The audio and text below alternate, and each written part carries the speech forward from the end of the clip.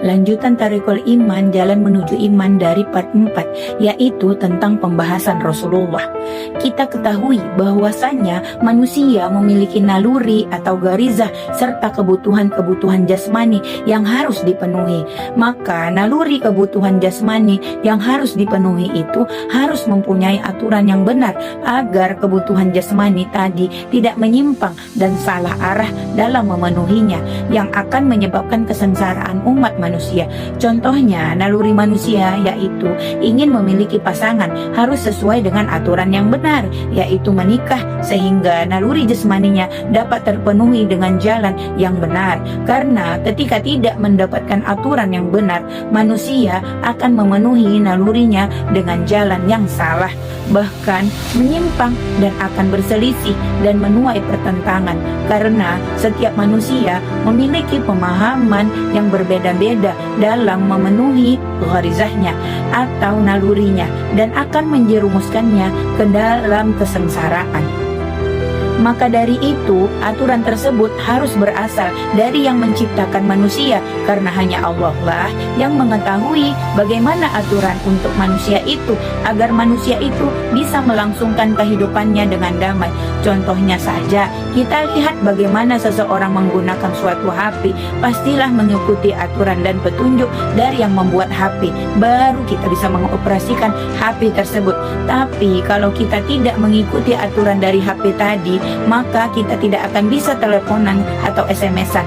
Bahkan HP tersebut bisa rusak karena kita tidak memakai HP tersebut sesuai dengan aturan yang telah ditentukan dari sang pembuat HP. Begitu juga manusia, sama seperti HP itu. Ketika manusia tersebut tidak menggunakan aturan yang benar sesuai dengan aturan dari sang pencipta, maka manusia tersebut akan rusak dan sengsara. Banyak contoh yang terjadi ketika manusia melanggar aturan Allah, seperti ketika manusia menyalurkan goriza atau nalurinya dalam menyukai seseorang. Ada yang menyukai laki-laki dengan laki-laki, padahal Allah telah melaknat yang menyukai sesama jenis. Akhirnya perbuatan itu menyengsarakannya, cepat atau lambat.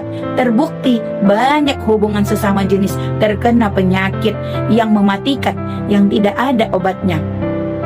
Belum lagi tatanan di dunia dirusak akibat perbuatan ini, yaitu mereka merusak anak-anak di bawah umur, sehingga anak-anak laki-laki tadi akhirnya trauma dan rusak seperti mereka, dan para orang tua pun resah dengan perbuatan yang salah arah tadi, dan akhirnya kehidupan sudah tidak aman dan tentram.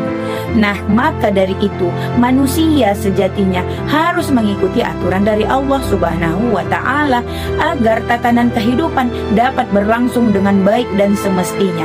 Nah, kita ketahui bahwasanya kita mengetahui bahwa Al-Quran berasal dari Allah Subhanahu wa Ta'ala.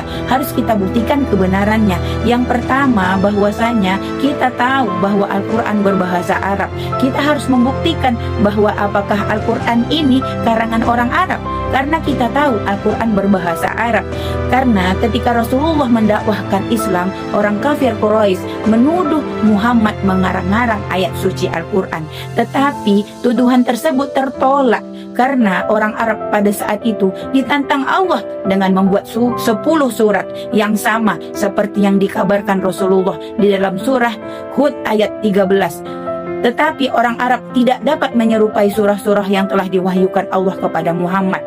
Dan Allah menantang lagi dengan wahyunya di dalam surat Yunus ayat 38. Yang artinya, katakanlah kalau benar apa yang kamu katakan, maka cobalah datangkan sebuah surah yang menyerupainya. Orang-orang Arab telah berusaha keras mencobanya, akan tetapi tidak berhasil. Hal ini membuktikan bahwa Al-Quran bukan berasal dari perkataan mereka, karena orang Arab sendiri tidak mampu menghasilkan karya yang serupa seperti bahasa Al-Quran. Adapun kemungkinan kedua untuk mengetahui kebenaran Al-Quran berasal dari Allah, bahwasanya Al-Quran karangan Nabi Muhammad. Tetapi lagi-lagi tuduhan ini tertolak karena Nabi Muhammad sendiri buta huruf, sehingga dia tidak bisa mengarang bahasa Arab yang tinggi yang ada di Al-Quran. Bahkan telah kita perhatikan bahwasannya hadis-hadis Rasulullah saja berbeda tata bahasanya dengan bahasa Al-Quran. Dan juga Nabi Muhammad merupakan orang Arab juga. bahasa dari hadis Muhammad tersusun dengan bahasa biasa saja, tetapi Al-Quran mempunyai tata bahasa yang tinggi yang sampai sekarang telah diteliti bahwa bahasa dengan kosakata yang tinggi dan tertata dengan sangat baik adalah bahasa Al-Quran. Adapun tuduhan kaum Quraisy bahwa Al-Quran disadur atau diceritakan ulang dari seorang pemuda Nasrani yang bernama Jabir, tuduhan ini pun telah ditolak keras oleh Allah dalam firman-Nya surah An-Nahl ayat 103 yang artinya, dan sesungguhnya kami mengetahui mereka berkata bahwasanya Al-Quran itu diajarkan oleh seorang manusia kepadanya, yaitu Muhammad. Padahal bahasa orang yang mereka tuduhkan bahwa Muhammad belajar kepadanya adalah bahasa Ajami atau non-Arab. Sedangkan Al-Quran itu dalam bahasa Arab yang jelas. Apabila telah terbukti bahwa Al-Quran itu bukan karangan bangsa Arab, bukan pula karangan Muhammad, berarti opsi yang ketiga jelaslah bahwasanya sumber dari Al-Quran adalah kalamullah yang menjadi mukjizat bagi orang yang membawanya.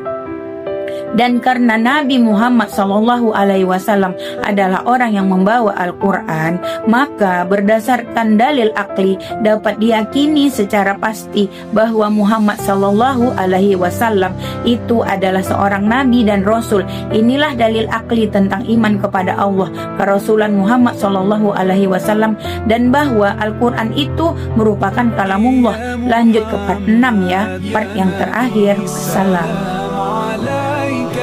يا رسول سلام عليك، يا حبيب سلام عليك.